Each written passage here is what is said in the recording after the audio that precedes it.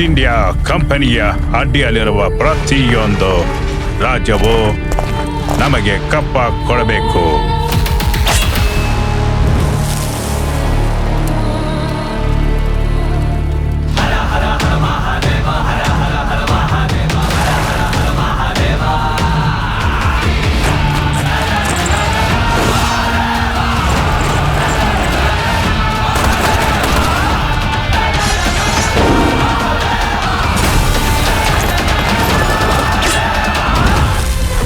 ಕೊಡಲು ನಾವೇನು ನಿನ್ನ ಸಾಮಂತ ಅರಸರೇ, ಇಲ್ಲ ರಕ್ಷಣೆಗೆ ಅಂಗಲಾಚಿ ಬಂದ ಹೇಡಿಗಳೇ?